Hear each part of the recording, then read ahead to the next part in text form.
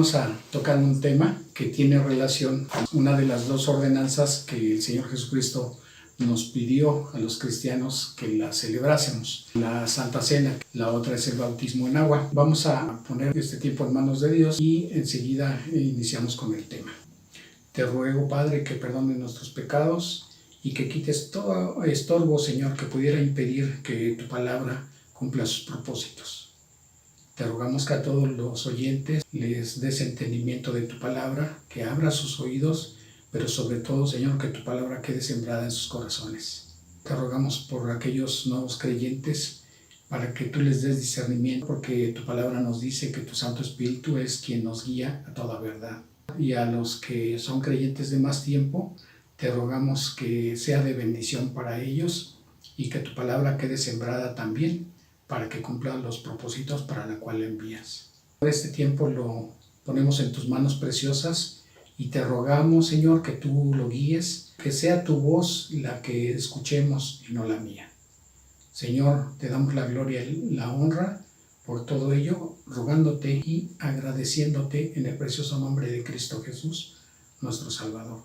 Amén. Abran sus Biblias, por favor, en Lucas capítulo 22, a partir del versículo 7. Llegó el día de los panes sin levadura, en el cual era necesario sacrificar el cordero de la Pascua, y Jesús envió a Pedro y a Juan diciendo: Id, preparadnos la Pascua para que la comamos. Ellos le dijeron: ¿Dónde quieres que la preparemos? Él les dijo: He aquí, al entrar en la ciudad os saldrá al encuentro un hombre que lleva un cántaro de agua, seguidle hasta la casa donde entrare, y decida al padre de familia de esa casa: El maestro te dice, ¿dónde está el aposento donde he de comer la Pascua con mis discípulos? Entonces él os mostrará un gran aposento alto, ya dispuesto, preparad ahí. Fueron pues y hallaron como les había dicho, y prepararon la Pascua. Cuando era la hora, se sentó a la mesa, y con él los apóstoles, y les dijo: ¿Cuánto he deseado comer con vosotros esta Pascua antes que padezca? Porque os digo que no la comeré más hasta que se cumpla en el reino de Dios. Y habiendo tomado la copa, dio gracias y dijo: Tomad esto y repartidlo entre vosotros. Porque os digo que no beberé más del fruto de la vid hasta que el reino de Dios venga. Y tomó el pan y dio gracias y lo partió y les dio diciendo: Esto es mi cuerpo que por vosotros es dado. Haced esto en memoria de mí.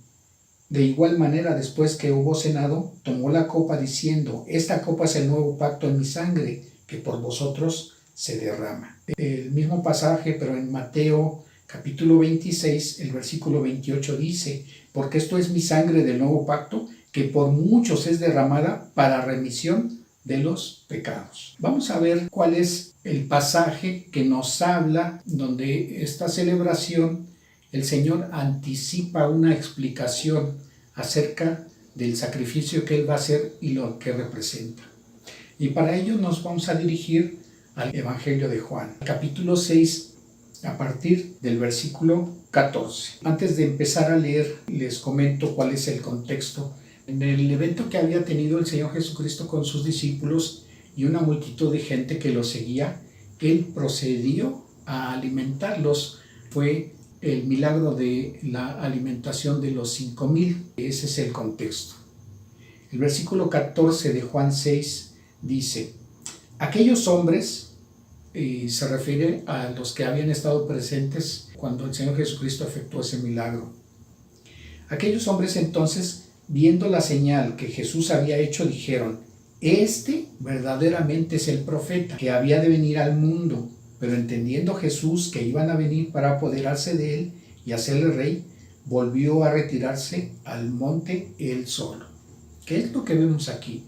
Normalmente cuando el Señor tenía reunidas personas, Él siempre daba una enseñanza acerca del reino de Dios, acerca del reino de los cielos, acerca de la salvación o de otro aspecto que normalmente los fariseos le preguntaban, tratando de hacer que cayera en alguna contradicción o en alguna blasfemia según ellos, para acusarlo falsamente y poderle prender. Entonces vemos que estas personas, en lugar de atender a las enseñanzas que estaba dando el Señor Jesucristo, lo que les había llamado la atención era que Él había provisto de alimentos. Normalmente, ¿qué es lo que busca la gente? La satisfacción de sus necesidades. Y por eso lo primero que les vino a la mente es: lo vamos a hacer rey, nos conviene, porque entonces Él va a satisfacer nuestras necesidades. Lejos de estar viendo las verdades espirituales que Él les estaba revelando, ellos solamente veían la satisfacción de sus necesidades y la sanación de los enfermos. Ellos estaban buscando algo que fuera conveniente para ellos. El versículo 16 al 21 nos dice este pasaje: Al anochecer descendieron sus discípulos al mar, y entrando en una barca iban cruzando el mar hacia Capernaum. Estaba ya oscuro y Jesús no había venido a ellos, y se levantaba el mar con gran viento que soplaba. Cuando habían remado como 25 o 30 estadios, vieron a Jesús que andaba sobre el mar y se acercaba a la barca, y tuvieron miedo. Mas Él les dijo: Yo soy, no temáis. Ellos entonces con gusto le recibieron en la barca, la cual llegó enseguida a la tierra a la que iban. En Juan 6:22 vemos: El día siguiente, la gente que estaba al otro lado del mar vio que no había habido allí más que una sola barca, y que Jesús no había entrado en ella con sus discípulos para irse hacia Capernaum, sino que estos se habían ido solos. Cuando vio pues la gente que Jesús no estaba allí ni sus discípulos, entraron en las barcas y fueron a Capernaum a buscarle. Versículo 25 al 27.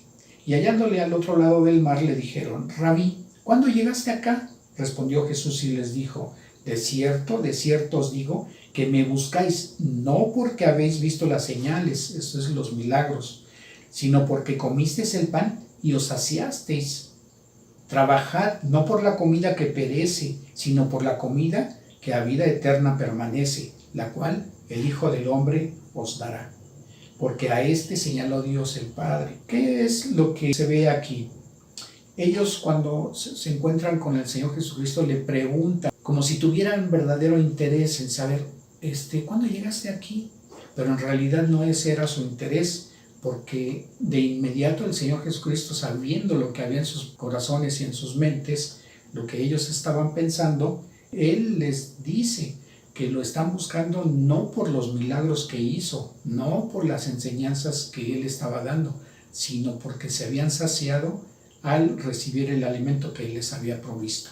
Entonces ellos en realidad buscaban con cierto interés el seguirle. Y en el versículo 27, Él les está diciendo: trabajad no por la comida que perece, sino por la comida que a vida eterna permanece.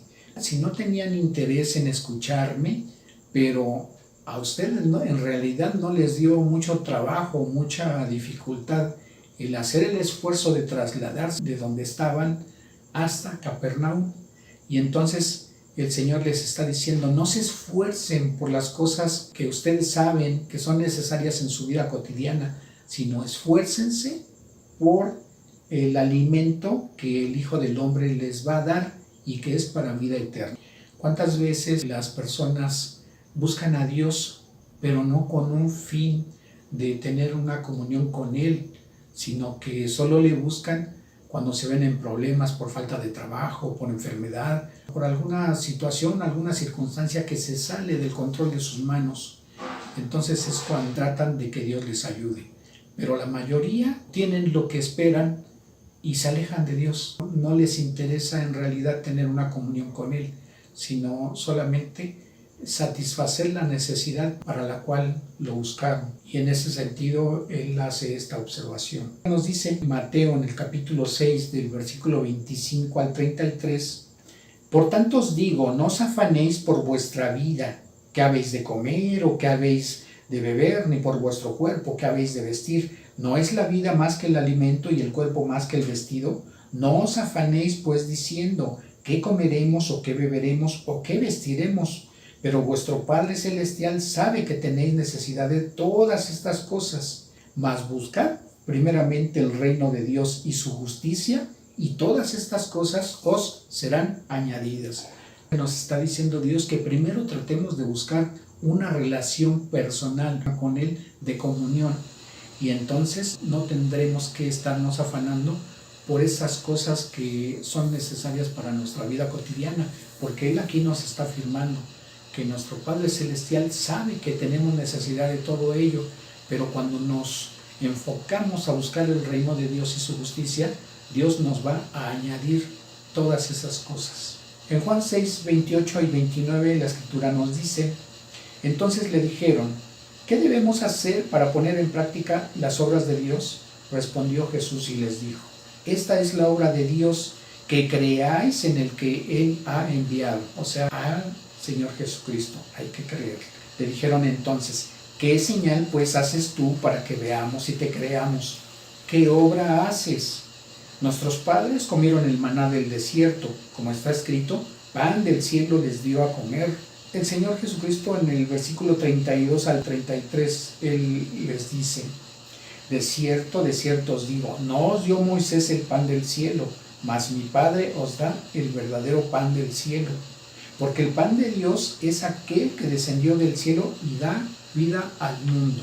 Ellos le están diciendo al Señor que se sienten orgullosos porque sus padres en el desierto recibieron el maná. El Señor Jesucristo les hace la observación que no fue Moisés el que les proveyó de ese maná, sino que están olvidando darle la gloria a Dios, porque Él es el que verdaderamente les estuvo proveyendo de ese alimento. En el versículo 30 están diciendo al Señor: ¿qué señal haces tú para que veamos y te creamos? ¿Qué obra haces? Eso también nos recuerda las palabras del Señor Jesucristo que están en Mateo capítulo 12, versículo 39, que nos dice: la generación mala y adúltera demanda esta señal. ¿Cuántas veces vemos también personas que nos dicen: bueno, yo si no escucho que Dios me habla o que se me aparezca o que me haga un milagro, hasta entonces no voy a creer en Él? Entonces, ¿qué es lo que están ellos haciendo? Están retando la santidad y están retando a la autoridad de Dios. En el versículo 35 de Juan 6, el Señor Jesucristo les dice: yo soy el pan de vida, el que a mí viene nunca tendrá hambre, y el que en mí cree no tendrá sed jamás. Versículo 36 al 38 dice: mas os he dicho que aunque me habéis visto no creéis. Todo lo que el Padre me da vendrá a mí, y al que a mí viene no le echo fuera, porque he descendido del cielo no para hacer mi voluntad, sino la voluntad del que me envió. En el momento en que le dicen: bueno, ¿qué milagro puedes hacer más tú para que te creamos? El Señor Jesucristo les está diciendo que ante ellos Él ha hecho milagros, pero aunque lo han visto, aún así no le creen. Pero también en el versículo 37 Él les dice: todo lo que el Padre me da vendrá a mí, y al que a mí viene no le echo fuera. ¿Por qué? Porque todos hemos pecado. Y entonces Él hace a un lado esa condición en el sentido de no desechar a nadie que quiera acercarse a Él. Pero que nadie por sí mismo busca a Dios. Porque también la Escritura nos dice que espiritualmente estamos muertos. En el libro de Romanos también nos dice la palabra que nadie busca a Dios.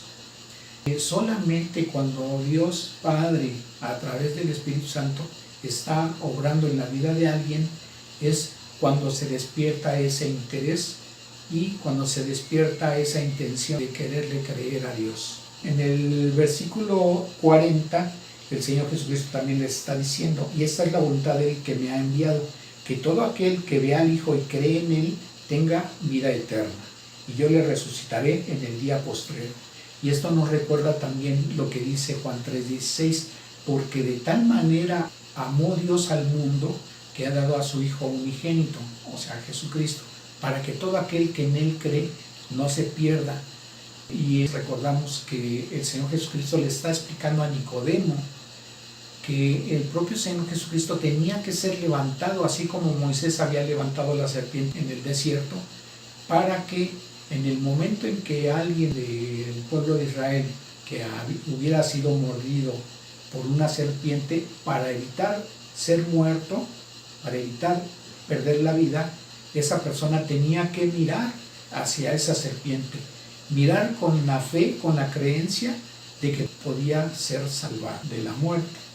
Y entonces de esa manera, cuando el Señor Jesucristo hubiera sido crucificado, la persona que quisiera tener la salvación, lo único que tenía que hacer es mirar esa obra redentora, la cual estaba efectuando el Señor Jesucristo a través de su padecimiento en esa cruz, para apropiarse de ese sacrificio y a la vez de creerle y arrepentirse de sus pecados, la persona pudiera tener la salvación. Y no solamente la salvación, sino recibir la vida eterna y poder ser resucitado por el Espíritu Santo en el día postrero. ¿Y qué certeza tenemos de tener la vida eterna?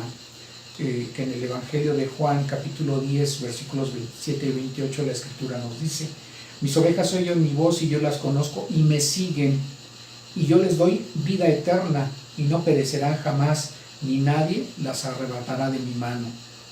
En Juan 5:24 el Señor nos dice: de cierto os digo, el que oye mi palabra y crea al que me envió tiene vida eterna y no vendrá a condenación, porque ha pasado de muerte a vida. Y la certeza también la tenemos en la primera carta de Juan, en el capítulo 5, versículos 11 y 12, que nos dice: este es el testimonio, que Dios nos ha dado vida eterna, y esta vida está en su Hijo. El que tiene al Hijo tiene vida, y el que no tiene al Hijo de Dios no tiene la vida. En la misma primera carta de Juan, capítulo 1, versículo 12, nos dice: porque la vida fue manifestada y la hemos visto y testificamos y os anunciamos.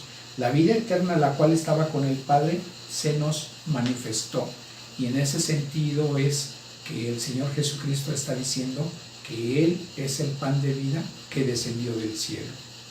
Dice Juan 5:21, el Señor habló diciendo: porque como el Padre levanta a los muertos y les da vida, así también el Hijo a los que quiere da vida.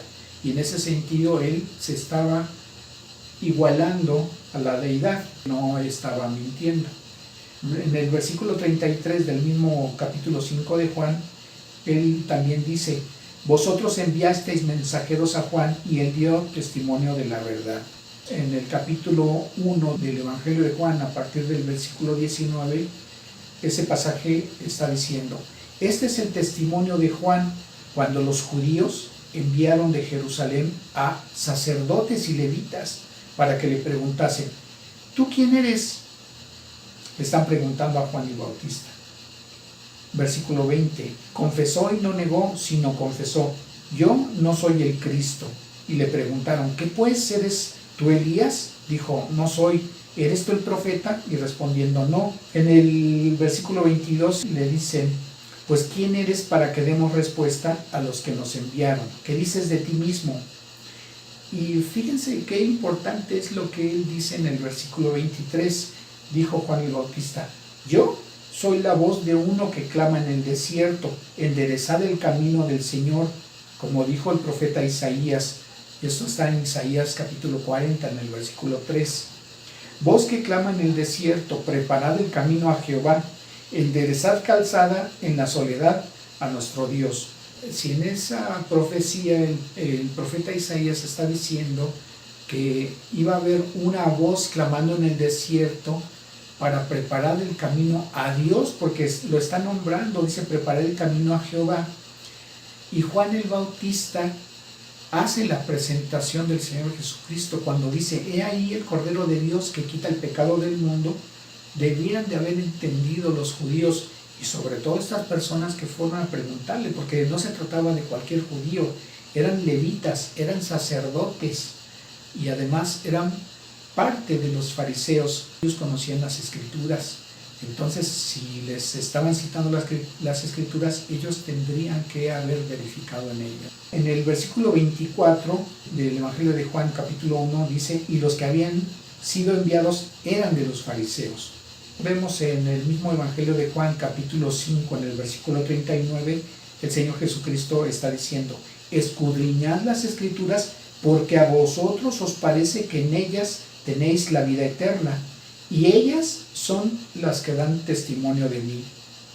Entonces, cuando a él lo cuestionaron, él en varias ocasiones él manifestó ser el Hijo de Dios, pero si él les está diciendo también: escudriñen las Escrituras, es lo que ellos tendrían que haber hecho, no solamente cuestionarlo, porque además ellos estaban viendo los milagros que el Señor Jesucristo hacía.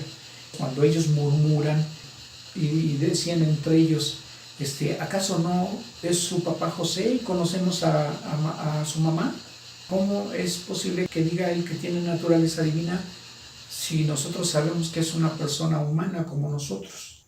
Pero también cuando el Señor Jesucristo les está diciendo que escudriñen las Escrituras, y Juan el Bautista les había dicho que él se identificaba con esa profecía que había dicho Isaías cuando mencionaba, yo soy la voz que clama en el desierto, entonces tendrían que empezar a relacionar pasajes, y dos de ellos lo vemos, uno en Isaías 7:14, cuando dice Dios, por tanto el Señor mismo os dará señal, he aquí que la Virgen concebirá y dará a luz un hijo, y llamará su nombre Emmanuel, que traducido es Dios en medio de nosotros o Dios con nosotros. Si esa profecía la comparaban con la que está en Isaías capítulo 9, versículo 6, porque un niño nos es nacido, hijo nos es dado, y el principado sobre su hombro, y se llamará su nombre admirable, consejero, Dios fuerte, Padre eterno, príncipe de paz.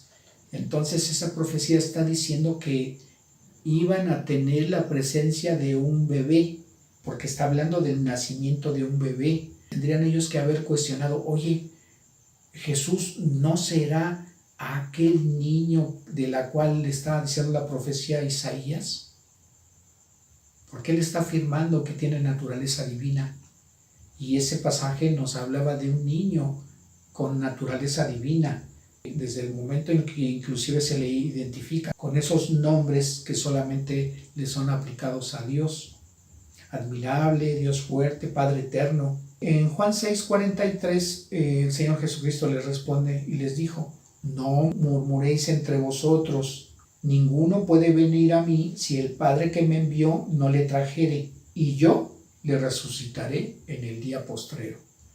En el versículo 45, el mismo Señor Jesucristo les dice, escrito está en los profetas, y serán todos enseñados por Dios, así que todo aquel que oyó al Padre y aprendió de él, viene a mí. El Señor Jesucristo está diciendo que todos serán enseñados por Dios.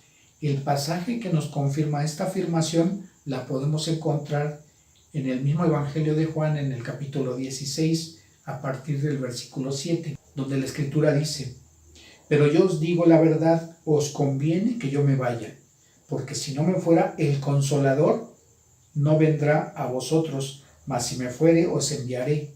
Y cuando Él venga, convencerá al mundo de pecado, de justicia y de juicio. De pecado, por cuanto no creen en mí. De justicia, por cuanto voy al Padre y no me veréis más. Y de juicio, por cuanto el príncipe de este mundo ha sido ya juzgado. Versículo 12. Aún tengo muchas cosas que deciros, pero ahora no las podéis sobrellevar.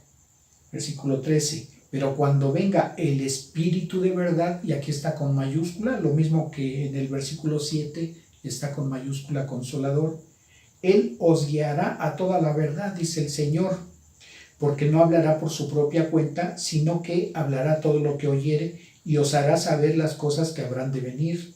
Él me glorificará porque tomará de lo mío y os lo hará saber. Dice el versículo 15, todo lo que tiene el Padre es mío, y por eso dije, tomará de lo mío y os lo hará saber. El Espíritu Santo es una de las tres personas de la Trinidad. Entonces podemos entender lo que el Señor Jesucristo les está diciendo aquí en Juan 6:45. Escrito está en los profetas, y serán todos enseñados por Dios, así que todo aquel que oyó al Padre y aprendió de él, viene a mí. ¿En qué sentido? Que cuando vemos en el versículo 8 al 11, cuando Él está diciendo que Él convencerá al mundo de pecado, de justicia y de juicio, podemos entender que cuando Dios trabaja en una persona y le hace esta convicción a esa persona, entonces es cuando la persona se dirige a los pies de Cristo. Y en ese sentido Él está diciendo que todo aquel que Dios atrae a Cristo es porque Él ya ha hablado a su vida a través de lo que nos mencionan estos versículos. ¿Qué otro pasaje podemos encontrar en la Escritura de que Dios se encarga de atraer a las personas hacia Jesucristo? En el libro de Romanos capítulo 10, entre el versículo 13 al versículo 16, encontramos que la Escritura dice: porque todo aquel que invocare el nombre del Señor será salvo. ¿Cómo pues invocarán a aquel en el cual no habían creído? ¿Y cómo creerán en aquel de quien no han oído? ¿Y cómo oirán sin haber quien les predique? ¿Y cómo predicarán si no fueren enviados? Como está escrito: cuán hermosos son los pies de los que anuncian la paz, de los que anuncian las buenas nuevas. ¿Qué nos da a entender este pasaje? Que cuando alguien invoca el nombre del Señor Jesucristo para reconocerlo como Salvador, primero tuvieron que haber creído en Él. Pero para creer en Él, primero tendrían que haber oído acerca de Él. Pero para haber escuchado acerca de Él, tendría que haber alguien que les tuvo que haber predicado primero. Pero para que hubiera alguien que les hubiera predicado acerca de Cristo, entonces esa persona que les predicó tuvo que haber sido enviada de parte de Dios. ¿Y qué fue lo que tuvo que haber predicado? ¿Qué es lo que tuvo que haber hablado? Obviamente el Evangelio, las buenas noticias. Cuando una persona tiene un nuevo nacimiento y se hace creyente de Cristo, en ese momento Dios lo hace uno de sus colaboradores.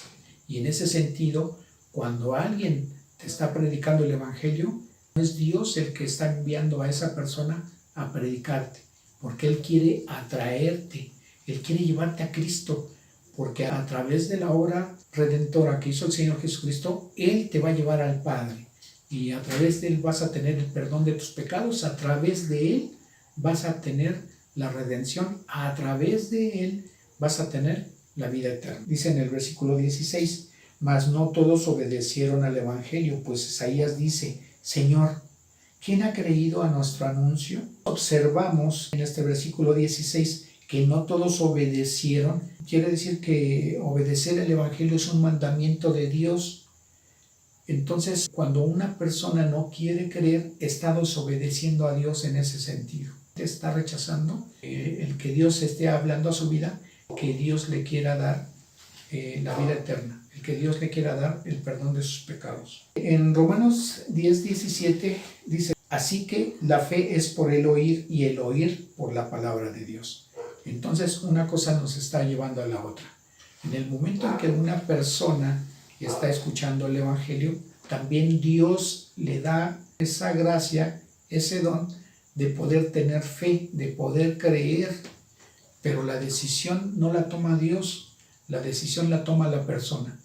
Dios te presenta la oportunidad de tener el perdón de tus pecados, Dios te presenta la oportunidad de ser salvo, pero tú tomas la decisión de creerle o no. Entonces, tú en ese momento estás tomando la decisión de que cuando mueras vas a pasar una eternidad en una condenación en el infierno o una eternidad en la presencia de Dios, gozando de sus bendiciones. Entonces, no debiera haber personas que digan, cuando uno les pregunta: oye, ¿y cuando te mueras, a dónde crees que vas a ir? Y la persona te diga: pues a donde me mande Dios, porque eso no es así. La decisión la toman las personas aquí. La decisión la toman las personas cuando les es presentado el Evangelio, porque de ellas depende a dónde se encuentren en la eternidad. Y no es Dios el que toma la decisión. Dios ya hizo la provisión por todo el mundo en el momento en que nos está diciendo Juan 3:16 que de tal manera amó Dios al mundo para que todo aquel que en Él cree no se pierda, sino que tenga la vida eterna. Entonces, Dios está haciendo la provisión para todo el mundo. El que alguien le crea o no, el que alguien obedezca o no el Evangelio, el que alguien quiera creer y seguir a Cristo o no, eso no depende de Dios. Dios les está acercando todos los elementos, pero la persona es la que tiene la decisión de elegir a dónde se va. Quizá para las personas sean más importantes la vida que lleva o que está viviendo, pero ¿cuántos años puede vivir una persona? 40, 60, 80 años, 100 años quizá. Y después, ¿acaso no será mejor desligarse en ese sentido de lo que ofrece el mundo por unos 10 años, 20 años, quizá 30 años? Pero esa abstención que está haciendo la persona acerca de las cosas que ofrece el mundo, el beneficio que va a tener es que va a vivir por la eternidad en la presencia de Dios. En Juan 6:49, el Señor Jesucristo también les dice: vuestros padres comieron el maná en el desierto y murieron por no creerle a Dios, obviamente. Esas personas que estaban cuestionando al Señor y que le están haciendo mención que sus antepasados habían comido el maná en el desierto, se sienten orgullosos. Pero aquí el Señor Jesucristo les está diciendo que ese alimento era un alimento físico y que solamente era para sustentar sus necesidades en ese tiempo. Ese maná era la figura del pan que desciende del cielo y que nos da vida eterna. Dice en el versículo 51: yo soy el pan vivo que descendió del cielo, y si alguno comiere de este pan, vivirá para siempre. Y el pan que yo daré es mi carne, la cual yo daré por la vida del mundo. Entonces los judíos contendían entre sí diciendo: ¿cómo puede éste darnos a comer su carne? Pero fíjense, la palabra en griego, cuando se menciona comer, hace referencia a un ambiente de comunión. ¿Por qué? Porque las personas tenemos una forma de comer diferente a los animales, en el sentido de que cuando comemos debemos de dar gracias a Dios. En ese momento estamos entrando a una comunión con Dios, porque estamos reconociendo que esa provisión de la cual estamos participando en ese momento, la estamos recibiendo de parte de Dios. Y en ese sentido estamos reconociéndole a Él y le estamos dando la gloria por habernos hecho esa provisión. Pero los animales no. Los animales comen por necesidad, comen por el instinto de conservación. Entonces esa es la diferencia, porque por ejemplo cuando vemos en el versículo 53 y 54 del mismo capítulo 6 de Juan, el Señor Jesucristo les dijo: de cierto os digo, si no coméis la carne del Hijo del Hombre, y aquí de nuevo utiliza la palabra griega, y bebéis su sangre, no tenéis vida en vosotros. Pero en el versículo 54 el Señor cambia el sentido de la palabra, porque cuando dice el que come, y la palabra aquí en griego está haciendo referencia a la manera en que come un animal. El que come mi carne y bebe mi sangre tiene vida eterna, y yo le resucitaré en el día postrero. Muchos interpretan que aquí las dos palabras griegas que está diciendo, efectivamente el Señor les está diciendo que tienen que comer su carne, que tienen que masticarla, que tienen que tragarla y que tienen que beber su sangre, que literalmente está diciendo que eso es lo que tienen que hacer, pero no es así. El Señor en el sentido en que lo está diciendo es que con la misma necesidad que se tiene de tomar alimentos para subsistir, y en la misma forma en que se toman los alimentos para tener esa comunión con Él, debiéramos de comerlo a Él en ese sentido, en un sentido figurado, como asimilando esa misma necesidad para vivir. En el versículo 55 y 56, el mismo Señor Jesucristo les dice: porque mi carne es verdadera comida y mi sangre es verdadera bebida. El que come mi carne y bebe mi sangre, en mí permanece y yo en él. Y dice en Juan 6, 57 y 58, como me envió el Padre viviente y yo vivo por el Padre, asimismo el que me come, él también vivirá por mí. Este es el pan que descendió del cielo, no como vuestros padres comieron el maná y murieron. El que come de este pan vivirá eternamente. Entonces, en el versículo 59 y 60 dice: estas cosas dijo en la sinagoga, enseñando en Capernaum. Al oírlas, dice el versículo 60, muchos de sus discípulos dijeron: dura es esta palabra, ¿quién la puede oír? En el versículo 61, sabiendo Jesús en sí mismo que sus discípulos murmuraban de esto, les dijo, ¿esto os ofende? Pues qué si viereis al Hijo del Hombre subir a donde estaba primero. Y les hace la aclaración en los versículos 63 y 64. El Espíritu es el que da vida, la carne para nada aprovecha. Las palabras que yo os he hablado son espíritu y son vida. Aquí el Señor Jesucristo les está diciendo que les está hablando en un sentido figurado, pero que tienen que asimilarlo a Él como si verdaderamente se estuvieran alimentando de su carne y de su sangre. En el versículo 64 y en el versículo 65 les dice el Señor, pero hay algunos de vosotros que no creen, porque Jesús sabía desde el principio quiénes eran los que no creían y quién le había de entregar. Y dijo, por eso os he dicho que ninguno puede venir a mí si no le fuere dado del Padre. En el versículo 66 al 69 este pasaje nos dice, desde entonces muchos discípulos volvieron atrás y ya no andaban con él. Dijo entonces Jesús a los 12, ¿queréis acaso irnos también vosotros? Y respondió Simón Pedro, Señor, ¿a quién iremos? Tú tienes palabras de vida eterna, y nosotros hemos creído y conocemos que tú eres el Cristo, el Hijo del Dios viviente. En la religión católica les han inculcado a sus feligreses que en el momento en que celebran la misa y participan de la hostia, ellos creen una doctrina que le llaman la transubstanciación.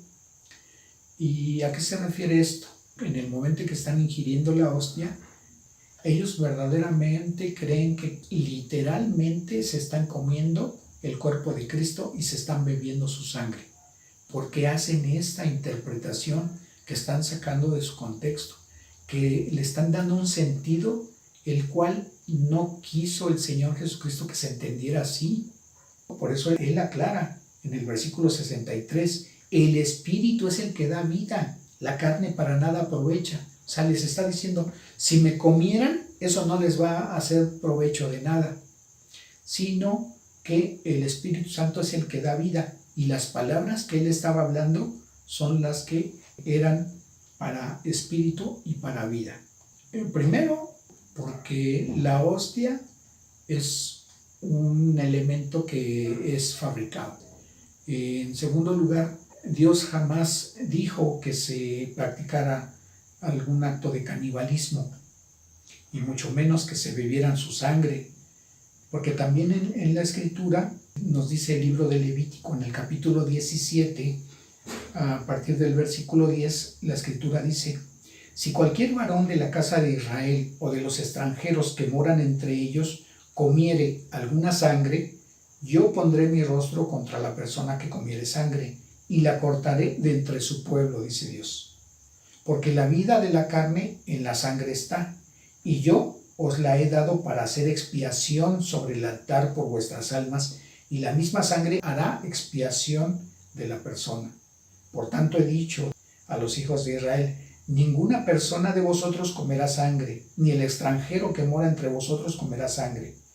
Y vuelve a reafirmar en el versículo 14, porque la vida de toda carne es su sangre, por tanto he dicho a los hijos de Israel, no comeréis la sangre de ninguna carne, porque la vida de toda carne es su sangre.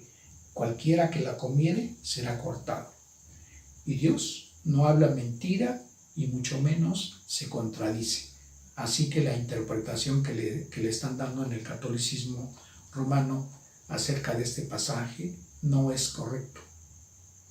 Bueno, ¿qué podemos resumir de este pasaje que nos habla el Evangelio de Juan en el capítulo 6? Que ya de antemano el Señor Jesucristo estaba diciendo que nosotros nos tendríamos que apropiar del sacrificio de su cuerpo. ¿En qué sentido? De que Él estaba ofreciendo su cuerpo para el perdón de nuestros pecados y que su sangre también la estaba dando al ser derramada en la cruz del Calvario para que nuestros pecados fueran lavados. Dice Lucas en el capítulo 22 a partir del versículo 15, y les dijo, ¿cuánto he deseado comer con vosotros esta Pascua antes que padezca? porque os digo que no la comeré más hasta que se cumpla en el reino de Dios. Y habiendo tomado la copa, dio gracias y dijo: tomad esto y repartidlo entre vosotros, porque os digo que no beberé más del fruto de la vid hasta que el reino de Dios venga. Y tomó el pan y dio gracias y lo partió y les dio diciendo: esto es mi cuerpo, que por vosotros es dado, haced esto en memoria de mí. De igual manera, después que hubo cenado, tomó la copa diciendo: esta copa es el nuevo pacto en mi sangre, que por vosotros se derrama. No les estaba dando físicamente a que se lo comieran, ni tampoco les estaba diciendo que se bebieran su sangre. El pan y el vino que estaba siendo consumido en esa celebración era solamente un símbolo. Ya de antemano, como vimos en Juan 6, él ya les había explicado que tendríamos nosotros que asimilar el sacrificio que él estaba haciendo de su cuerpo y el ofrecimiento de su sangre para el perdón de nuestros pecados, porque al ser derramada su sangre, eso nos iba a hacer sobre nosotros la expiación de nuestros pecados. Bien, Juan 3:16 nos está diciendo que de tal manera amó Dios al mundo, porque el Padre primeramente tuvo que estar dispuesto a que su Hijo fuera sacrificado por nosotros. El propio Señor Jesucristo estuvo dispuesto a ofrecer su vida para que nosotros pudiéramos tener salvación. Pero a la vez, por ese amor del Padre y por ese sacrificio que estaba haciendo el Señor Jesucristo, el Espíritu Santo nos iba a dar vida y nos iba a resucitar. Entonces, ahora nos queda más claro y podemos asimilar que ese sacrificio que hizo el Señor Jesucristo en la cruz del Calvario, nos podemos apropiar para que el Señor nos pueda dar vida eterna. Bien, quedando claro esto, ahora sí vamos a proceder entonces a la celebración de la Santa Cena. Y para ello, vayamos a nuestras Biblias en el libro de la primera carta a los Corintios, capítulo 11, a partir del versículo 23, donde la Escritura nos dice: porque yo recibí del Señor lo que también os he enseñado, que el Señor Jesús, la noche que fue entregado, tomó pan, y habiendo dado gracias, lo partió y dijo: tomad, comed, esto es mi cuerpo que por vosotros es partido, haced esto en memoria de mí. Asimismo tomó también la copa, después de haber cenado, diciendo: esta copa es el nuevo pacto en mi sangre, haced esto todas las veces que la bebiereis en memoria de mí. Así pues, todas las veces que comiereis este pan y bebiereis de esta copa, la muerte del Señor anunciáis hasta que Él venga. ¿Qué podemos observar aquí? Que cuando nosotros celebramos la ordenanza de la Santa Cena del Señor, nos está diciendo que los elementos con los que nosotros la celebramos es pan y vino. Obviamente nosotros no utilizamos el vino, lo hacemos con jugo de uva, y no es propiamente que estemos ingiriendo alimentos, solamente es algo simbólico.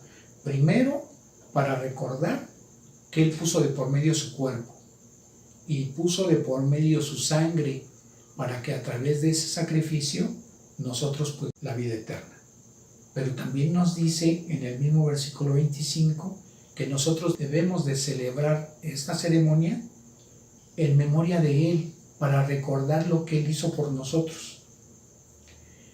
Y también nos dice en el versículo 26 que todas las veces que celebremos esta ceremonia, lo que nosotros debemos hacer es anunciar ese sacrificio que Él hizo por nosotros.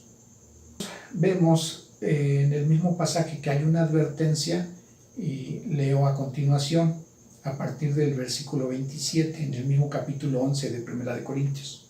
De manera que cualquiera que comiere este pan o bebiere esta copa del Señor indignamente, será culpado del cuerpo y de la sangre de Cristo. Por tanto, pruébese cada uno a sí mismo y coma así del pan y beba de la copa. porque el que come y bebe indignamente, sin discernir el cuerpo del Señor, juicio come y bebe para sí mismo.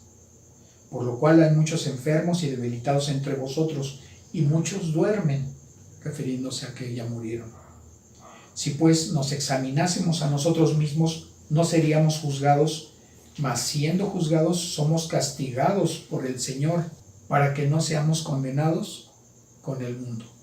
Entonces, todo aquel que ha nacido de nuevo, porque ha reconocido al Señor Jesucristo, que Él es su Salvador, y antes le debió de haber pedido perdón por sus pecados y haber mostrado arrepentimiento de esos pecados para que el Señor le pudiera haber perdonado, pero ya reconoció que ese sacrificio que hizo el Señor Jesucristo en la cruz del Calvario le trajo el perdón a sus pecados, porque el Señor Jesucristo ocupó su lugar y recibió el castigo que esa persona merecía para que él pudiera ser perdonado. Entonces esa persona, al reconocer a Cristo como su Señor y Salvador, ahora tiene un nuevo nacimiento, ahora es salvo. Entonces esa persona puede participar de esta celebración, pero si no es así, tenemos que pedirle que se abstenga de celebrarla, porque esa persona no puede tener ese discernimiento del cual nos está hablando aquí la Escritura. El discernimiento que debemos tener es lo que ya hemos explicado. ¿Qué tuvo que hacer el Señor Jesucristo por nosotros?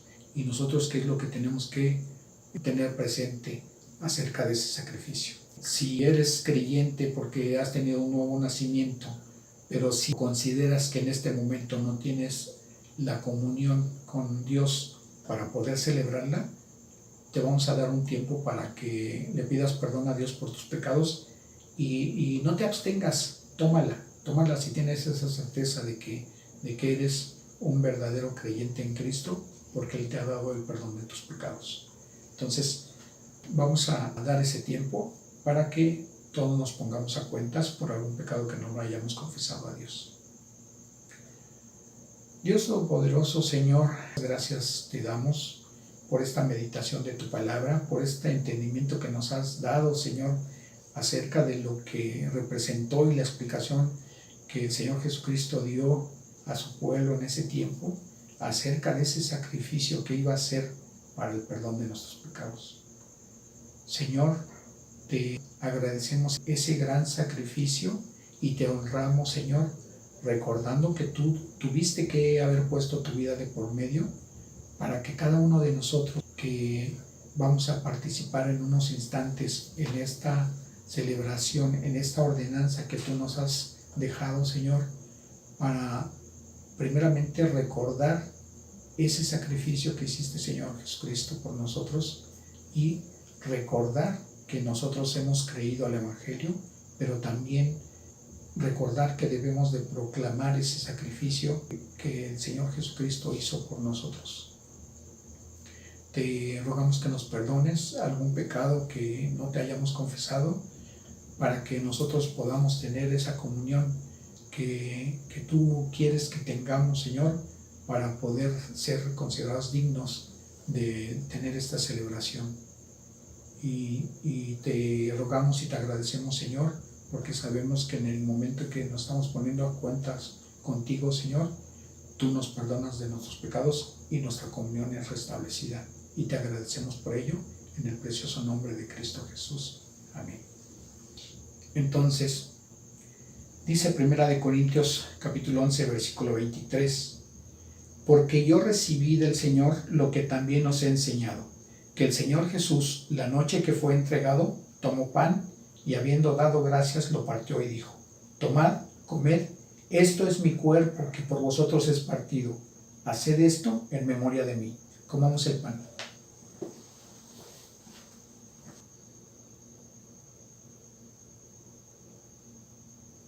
Asimismo, tomó también la copa después de haber cenado, diciendo, esta copa es el nuevo pacto en mi sangre, haced esto todas las veces que la bebiereis en memoria de mí.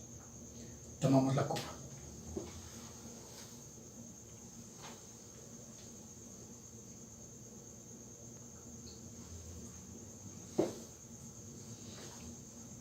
Así pues, todas las veces que comieres este pan y bebieres esta copa, la muerte del Señor anunciáis hasta que Él venga.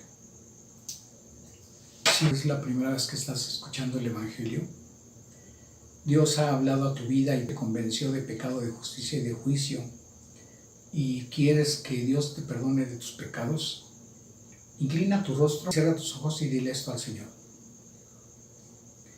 Dios Todopoderoso, Señor, me considero una persona pecadora y reconozco que mis pecados me condenan a un castigo eterno.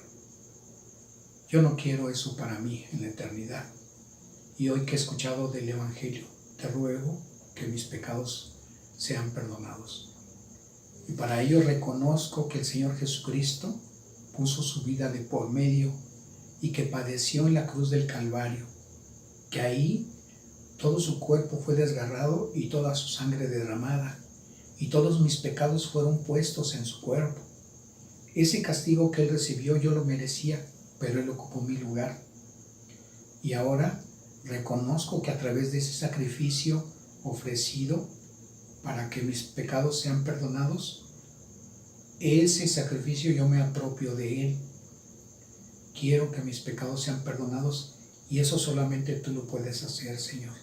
Y por eso te ruego que me perdones. Me arrepiento de mis pecados. Yo sé que en ese sacrificio del Señor Jesucristo en la cruz del Calvario hizo que muriera y fue sepultado, pero al tercer día resucitó, y sé que ahora está sentado a la diestra de Dios Padre intercediendo por mí en este momento.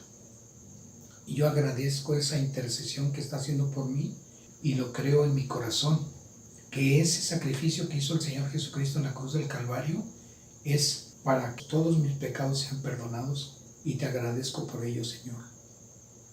Te ruego que entres en mi corazón, que mores en él, que me limpies de maldad en todo lo que tú consideres, Señor, me hagas la persona que tú quieres que yo sea. Señor, yo te agradezco que me des esta oportunidad de tener la salvación, y te agradezco porque sé que ahora me has hecho parte de tu familia, uno de tus hijos también. Te agradezco, Señor, porque ahora tengo la certeza de que no voy a tener una condenación en el día del juicio final. Te agradezco, Dios, lo que has hecho por mí, y reconozco en ello toda la obra redentora del Señor Jesucristo, por quien en ese glorioso nombre te lo ruego y te agradezco. Amén. Si lo has creído esto en tu corazón y Dios ha visto que tus palabras son sinceras, Dios te ha perdonado y te damos la bienvenida a la familia de Dios. Vamos a hacer una oración para despedir este servicio. Señor, gracias te damos por darnos esa gran oportunidad, esa gran bendición, Señor, de poder celebrar delante de ti esa ordenanza que tú nos has dejado. Poder recordar que a través del sacrificio que hizo el Señor Jesucristo en la cruz del Calvario, nuestros pecados ya han sido perdonados y tenemos la certeza de que en el día postrero Él nos va a resucitar. También te agradecemos, Señor, porque reconocemos que en nuestra salvación no tenemos ningún mérito.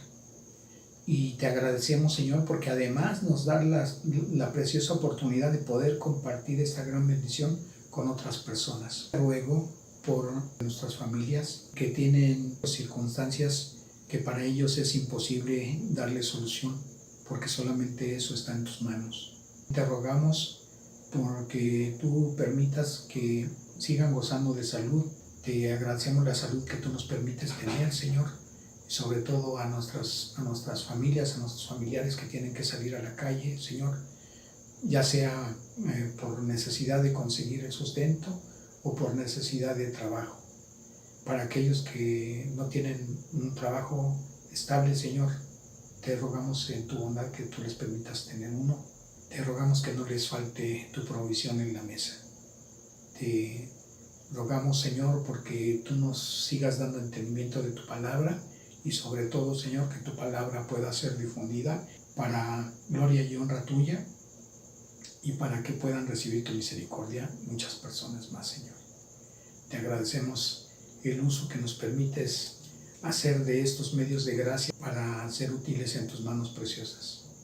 Y te damos la gloria y la honra en el glorioso nombre que es sobre todo nombre, que es de nuestro Señor Jesucristo, por quien también te rogamos, Señor, tu bendición para todos los. Amén. Que Dios les bendiga.